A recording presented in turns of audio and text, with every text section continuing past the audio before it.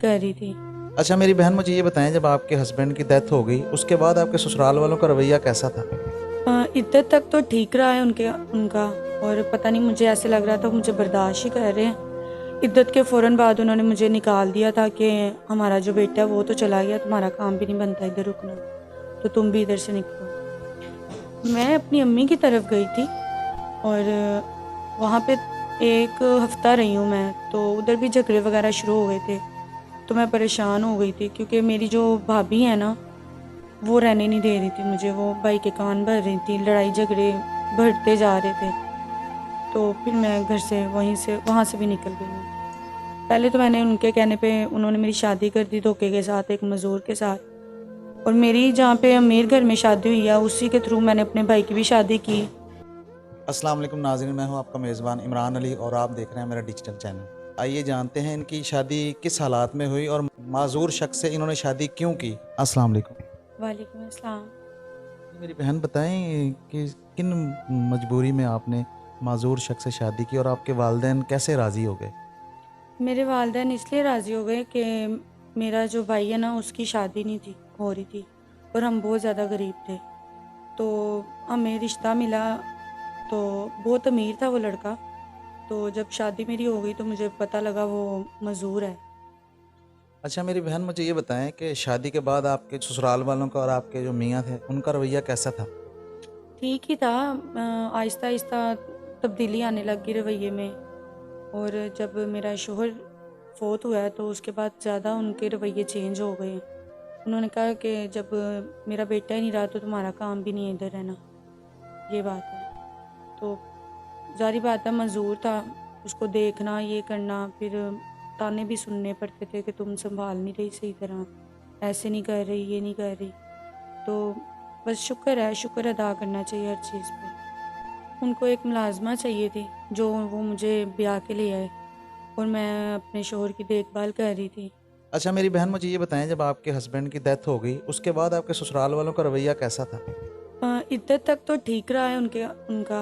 और पता नहीं, मुझे ऐसे लग रहा था मुझे बर्दाश्त ही कर रहे हैं। इद्दत के फ़ौरन बाद उन्होंने मुझे निकाल दिया था कि हमारा जो बेटा है वो तो चला गया, तुम्हारा काम भी नहीं बनता इधर रुकना, तो तुम भी इधर से निकलो। आपने पूछा नहीं क्यों मैं निकलूं, मैं कहाँ जाऊं? मैंने पूछा उनसे, लेकिन वो तो मेरे साथ हाथ उठाने पे आ गई थी कि नहीं, तुम्हारी वजह से ही गया है, तुमने सही तरह उसको देखा नहीं है।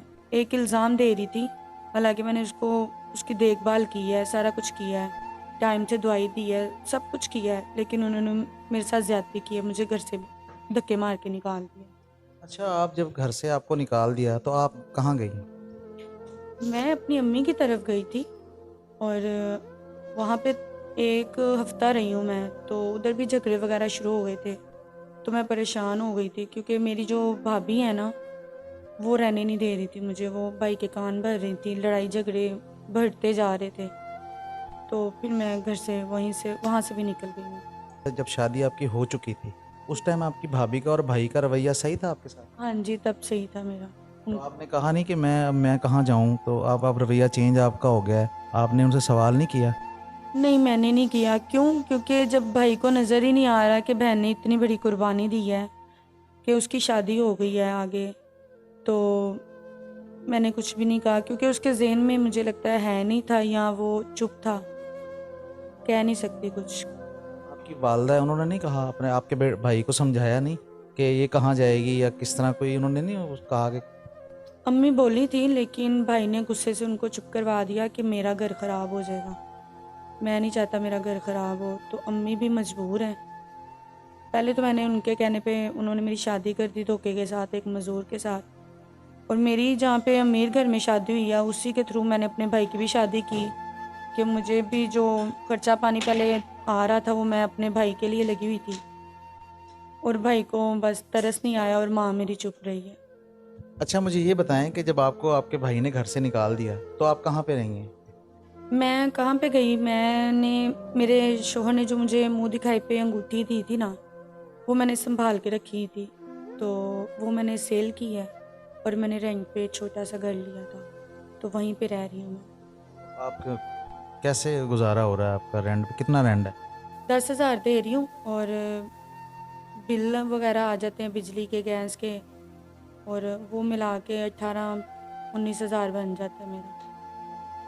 अच्छा, मुझे ये बताएं कि आप 19,000 ये 20,000 कहाँ से देती हैं आप? दे पहले देती थी, अब नहीं देती क्योंकि अब कर्जा मेरे सर पे बहुत ज़्यादा चढ़ गया है। कितना कर्जा है आपका? 40 से 45 हज़ार मेरे पे कर्जा चढ़ गया हुआ है, और मैं बहुत ज़्यादा परेशान हो गई हूँ। कर्जा आपका मसलन मकान का किराया वगैरह चढ़ गया आपके ऊपर, या कोई राशन वगैरह आपने लिया है किसी दुकानदार से, किसी से? जी जी, दुकान से राशन वगैरह उधार उठाया है। अच्छा, मुझे ये बताएं कि आप शादी के लिए मीडिया पे आई हैं। जी जी, शादी के लिए मीडिया पे आई हूँ क्योंकि इस माशरे में औरत का अकेले रहना बहुत ज़्यादा मुश्किल है। लोग गलत निगाह डालते हैं, गलत बातें करते हैं, इशारे करते हैं। तो अच्छा, हमारे चैनल के तवज्जुल से आपसे अगर कोई शादी करना चाहता है तो किस तरह का इंसान हो, किस तरह का शख्स हो, पाकिस्तान में हो, ओवरसीज़ हो, किस तरह का हो? जहाँ मर्ज़ी का हो, बस इज़्ज़त देने वाला हो, छत देने वाला हो और मेरी केयर करने वाला हो। उम्र का तो कोई तो वो नहीं है ना, कि उम्र किसी के होता है ना। कई हमारे तो चैनल के तवज्जुल से होते हैं, कई अच्छे लोग भी होते हैं जिनकी उम्र ज़्यादा होती है। उम्र से तो आपको कोई इशू नहीं है? नहीं, इशू तो कोई नहीं है, बस इज़्ज़त देने वाला हो, मुझे इस माशरे से बचाए, इस माशरे से दूर रखे, ताकि मैं अपने घर में रहूं, चार दीवारी में रहूं, इज़्ज़त की जगह पे रहूं। और आपकी कोई डिमांड तो नहीं है ना? मेरी कोई डिमांड नहीं है, क्योंकि जब वो अगला इंसान मुझे इज़्ज़त देगा, सब कुछ देगा, फिर मेरी कोई डिमांड नहीं है। और मैंने इतनी सी उम्र में बहुत ज़्यादा धक्के खाए हैं और लोगों को देखा है, लोग क्या हैं, सांप हैं लोग यहाँ पे। और बस मुझे इज़्ज़त दे, चार दीवारी में रखे, मेरी केयर करे, मुझे और कुछ भी नहीं चाहिए, कोई डिमांड नहीं है मेरी। जी, तो नाज़रीन, आपने इनकी कहानी सुन ली है, दुख भरी कहानी है। शादी इनकी होती है, हस्बैंड है उनकी डेथ हो जाती है, भाई भी घर से निकाल देता है।